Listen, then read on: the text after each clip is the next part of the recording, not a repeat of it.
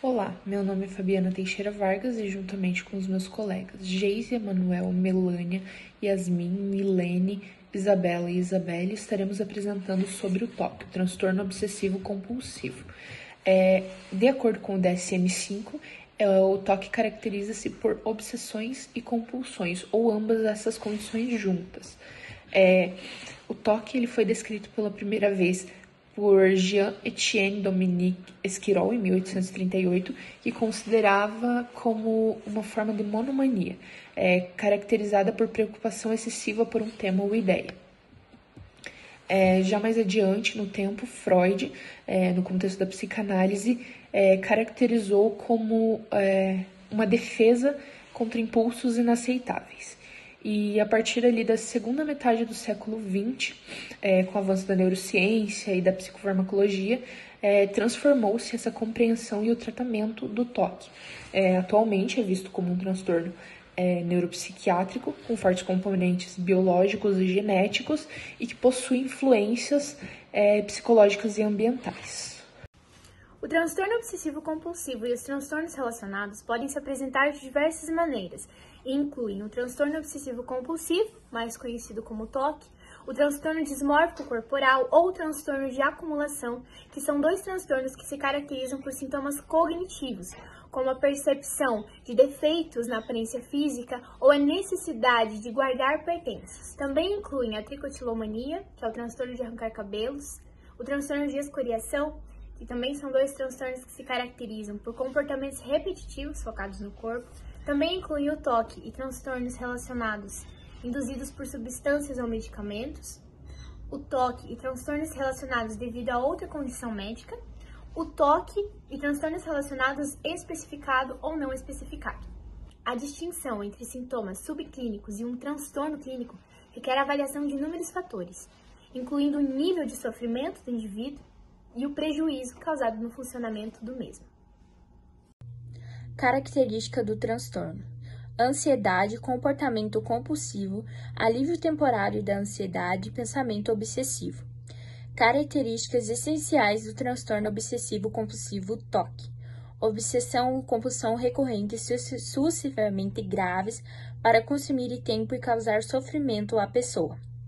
Costuma-se dizer que o paciente com TOC é a pessoa que tem várias manias esquisitas ou estranhas. Normalmente, a própria paciente sabe que suas manias, obsessões e compulsões são excessivas ou irracionais. Existem dois tipos de TOC. TOC subclínicos: os rituais se repetem, mas não atrapalham significativamente a vida da pessoa. TOC propriamente dito: as obsessões persistem até que a compulsão seja realizada para aliviar a ansiedade. Áreas comuns da compulsão: limpeza e excesso com preocupação com limpeza e higiene pessoal. Checagem: revisar várias vezes porta, fogão, gás ou sair de casa. Organização: dificuldade em lidar com objetos fora do lugar. Contagem: necessidade de contar coisas repetidamente. Simetria: busca pela perfeição simétrica. Colecionismo: compulsão por armazenar objetos sem utilidades. Essa eu achei interessante porque é bem diferente do transtorno TOC que nós estamos acostumados a ver, que é só organização. E aqui nesse caso é o acúmulo que a pessoa tem de acumular coisas. Sobre as características diagnósticas e sintomas. Os critérios diagnósticos têm a presença de obsessões, compulsões ou ambas. As obsessões são pensamentos, impulsos, ou imagens recorrentes e persistentes, que em algum momento ali durante a perturbação, elas são experimentadas como intrusivas, indesejadas, e que na maioria dos indivíduos vai causar uma ansiedade, um sofrimento.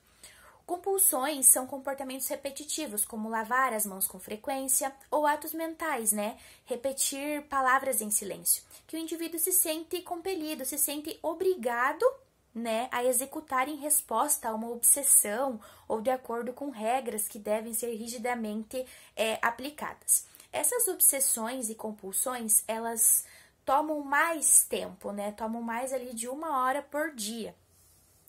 Uma nota é que crianças pequenas não são capazes de compreender os objetivos né, desses comportamentos ou atos mentais. Os sintomas obsessivos compulsivos não se devem a efeitos fisiológicos de substâncias como drogas de abuso, medicamentos ou de outra condição médica. Podemos dizer sobre os sintomas atos como lavar as mãos com frequência, acumulação, simetria, olhar se você trancou várias vezes a porta. Oi, então. O toque transtorno relacionado, induzido por substância ou medicamento, é uma condição em que os sintomas do toque, eles são diretamente causados pelo uso de substâncias, como drogas ou medicamento. Essas substâncias geralmente são estimulantes, como a cocaína ou então a anfetamina. Pode ser causado também, né, pelo uso de drogas de abuso, medicamentos de uso crônico, metais pesados e toxinas. Então, assim, os sintomas, eles surgem durante ou logo após o uso dessas substâncias ou medicamentos, né? A intoxicação é identificada através de exames laboratoriais, como o toxicológico de urina, e após a identificação é realizado um diagnóstico por um médico e desenvolvido um tratamento que geralmente envolve a descontinuação ou o ajuste dessa substância, por exemplo, em casos de uso crônico, né, de um medicamento que está causando esses sintomas, ele é ajustado para que não cause mais ou então haja uma redução desses sintomas do toque. Um fato bem interessante é que essa condição ela é bem rara, e até por isso que existe uma escassez de dados que indicam essa condição. Então, segundo o DSM, o transtorno obsessivo compulsivo, ele geralmente vai estar relacionado a outras condições médicas. Ele coloca alguns outros transtornos, como transtorno de ansiedade generalizada, transtorno depressivo maior ou TOD, né, transtorno opositor desafiador. No entanto, segundo o DSM também, geralmente o transtorno obsessivo compulsivo vai estar relacionado a outros transtornos que têm uma percepção diferente da realidade ou questões repetitivas, né? Movimentos repetitivos, comportamentos repetitivos. E nesse caso, nós podemos falar, por exemplo, da dismorfia corporal, que é uma percepção alterada das características do próprio corpo, que pode vir acompanhada de self-picking, né? Que é arrancar pequenas porções da pele. E nesse caso ela está relacionada a uma mudança na pele, né? A pessoa deseja fazer uma mudança na pele por questões de que não aceita suas características, né? Pode estar relacionado também ao transtorno de acumulação, que é acumular objetos, mesmo que eles não tenham sentido de estar sendo guardados ou acumulados. Também pode estar relacionado à tricotilomania, que aí entra já no comportamento repetitivo e obsessivo, que é arrancar os próprios cabelos. E também pode estar relacionado ao self-picking, né, sem a dismorfia corporal, que é arrancar essas pequenas porções de pele. Também no DSM, na parte de toque, a gente encontra o transtorno relacionado especificado. Ele ocorre quando o paciente traz comportamentos compulsivos e ou obsessivos que trazem um sofrimento clinicamente significativo.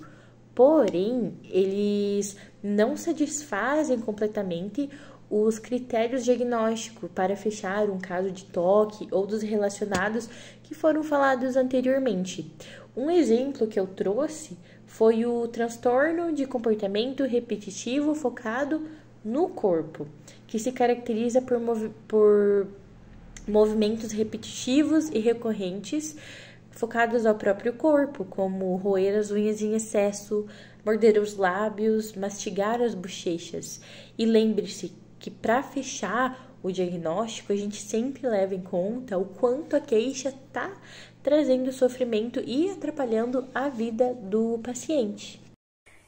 Elementos tradicionais para o tratamento do toque são fundamentais, como, por exemplo, a educação, né, ou reeducação.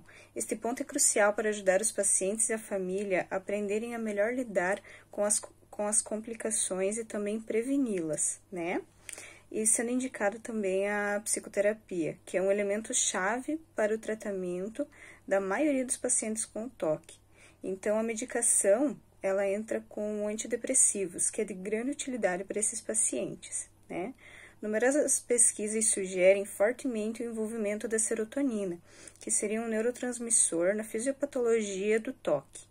Esses estudos eles se baseiam nas boas respostas terapêuticas de 40% a 60% dos pacientes em tratamento com antidepressivos, né? Que proporcionam a recaptação dessa serotonina, tais como a clomipramina, a fluoxetina e a sertralina, claro, dentre outros. Por outro lado, alguns tricíclicos menos serotoninérgicos, como a desipramina, são eficazes também no toque. Obrigada pela atenção.